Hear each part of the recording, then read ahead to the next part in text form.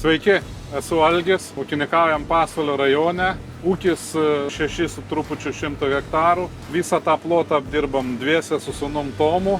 Taigi auginu Skandagros pagrinde veislės kviečių, tai Brightas ir šiemet paėmėm buldozerio. Brightas labai patiko, jau 3 metai, su juo viskas gerai ir kokybė, ir kiekybė. Šiais metais kūlėm Brightą. Aš manau, tarp 9 ir 10 byra, bet čia laukai po rapso, sakykim, po ankštinio. Turim ir atsiliuoto.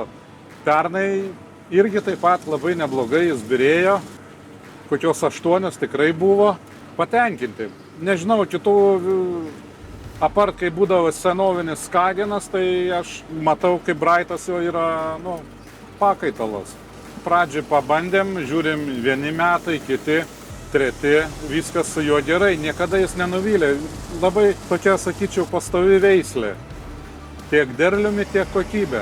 Kad ir prasti metai vis tiek Brightas į 2 klasę drąsiai eina, o geresniais metais ir 1 klasė. Vakar pabandėm ir dar buldozerį. Tai buldozerio, sakykime, prikūlėm iš hektaro 1 bunkerį. Tas bunkeris 10 tonų. Momentinį kombainas rodė ir 11, ir 12 lauko kai kuriomis vietomis. Kombainas skaitiklis pas mane sukalibruotas. Tiek drėgnomatis, tiek derlingumo skaitikliai sukalibruoti. Viskas, kad būtų dėl savęs, kad turėtume aiškumą. Žodžiu, super. Buldozeris man patiko. Aišku, nežinau dar jo kokybės. O ši veislė buldozeris, pažiūrėjom, Lenkijos buvo ten tie tyrimai, kur 14 tonų iš hektaro ten buvo rekordas. Kažkaip ir mes nusprendėm pabandyti. Pernai nupirkom 3 tonas, pasėjom kažkur 15 ar 20 hektarų. Ir va šiemet rezultatas, nežinau, kažkaip šokas toks, kad 10 tonų iš hektaro. Mūsų žemės Pasvalio rajone nėra tie moliai. Mes galbūt labiau link Panevėžio rajono, tai pas mus žemės yra lengvesnis. Buldozeris vizualiai nieko nesiskiria nuo Bright veislės. Tik tai paskui pavasarį augimo metu biški spalva gal skiriasi nuo Brighto, bet šiaip tai viskas su juo gerai. Kas liečia išgulimą, praktiškai Brightas yra pagulęs vietomis nuo lietaus, o buldozeris iš vis ne vieno lopelio nėra pagulusio. Patys kažkiek pasibandom veislę, nusiperkam kokią toną ir atsinaujinimui. Pavyzdžiui, Brightą nusipirkom, kada jau pradėjom sėti, metus pabandėm ir tada pirkom C1.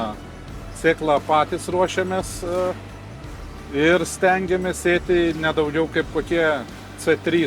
Visą laiką perkam C1, tada metai 2 ir vėl atsinaujinam. Ir tas mums pasiteisino.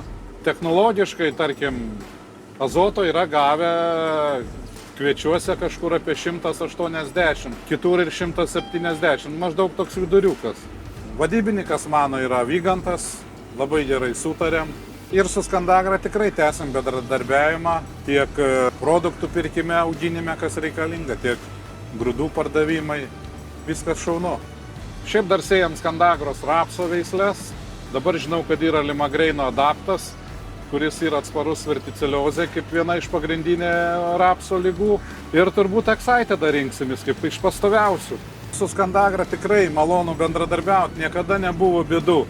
Tarkim, blogi metai ar kas nors, visada išeina rasti kalbą bendrą. Ar tu esi paėmęs ten, sakykim, produktus su atidėjimais. Nepavyko grąžinti, nieko, palaukti, kitais metais atsiskaitėm ir visada taip kažkaip puikiai sekasi su jais.